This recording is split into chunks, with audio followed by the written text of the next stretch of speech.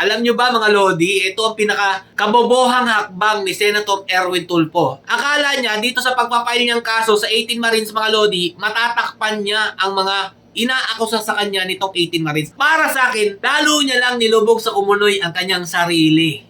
Yari na mga Lodi, nagsampa po ng kaso si Senator Erwin Tulfo laban po dun sa 18 Marines mga Lodi o tinatawag po lang ex-bodyguards. Anak ng tinapay mga Lodi, hindi nakatiis.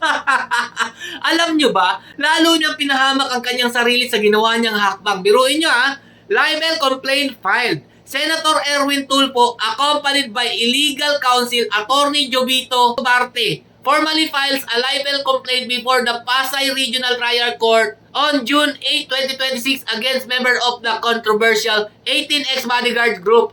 Tulfo dismissed allegations linking him to human trafficking and multi-billion peso flood control kickbacks scheme.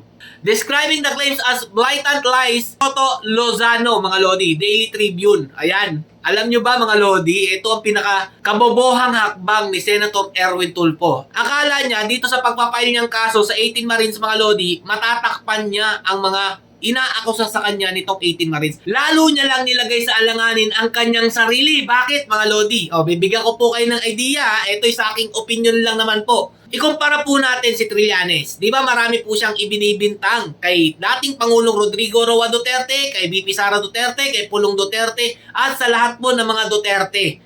Pero bakit hindi po siya kinakasuhan mga Lodi? Sige po, i-comment nyo po kung alam nyo yung kasagutan. Bibigyan ko po kayo ng idea Kapag kasi yung inaakusa sa'yo, dinaan mo sa legal process mga Lodi, maglalabasan po yan ng matibay na ebidensya para mapatunayan nyo kung totoo man to o hindi.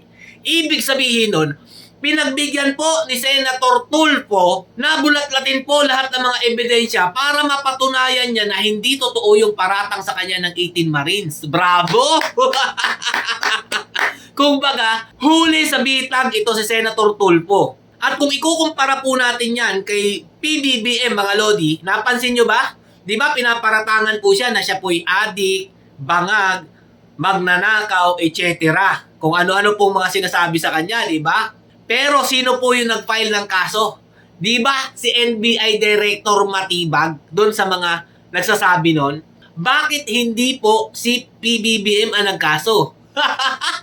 Yan common sense na lang po. Kasi kung si PBBM ang nagkaso doon, papatunayan niya sa korte na hindi totoo yung sinasabi nilang adik, magnanakaw, at kung ano-ano pa pong pinaparatang sa kanya. Parang binubuksan niyo po kasi ang daan para po mapatunayan ninyo na hindi ba totoo ang lahat ng mga pinaparatang sa inyo. So, nagigets nyo na. Pero dito sa ginawang hakbang ni Senator Tulfo, para sa akin, lalo niya lang nilubog sa kumunoy ang kanyang sarili. Abangan po natin mga Lodi kung talagang mapapatunayan ni Senator Erwin Tulfo na hindi po totoo lahat ng mga paratang nitong 18 Marines.